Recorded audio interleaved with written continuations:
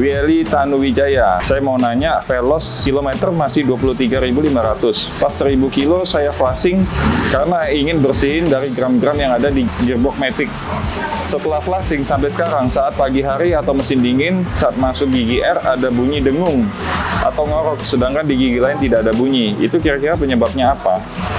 Jadi untuk mobil yang kilometer masih rendah, sebenarnya flashing itu tidak disarankan. Kenapa? Cukup dengan ganti oli biasa aja. Flashing itu takutnya malah menekan seal yang ada di dalam transmisi. Jika bunyi dengung ini, boleh dicek dulu deh. Siapa tahu ini komponen bearingnya, atau memang udah posisinya udah kurang bagus, atau memang bearingnya bermasalah.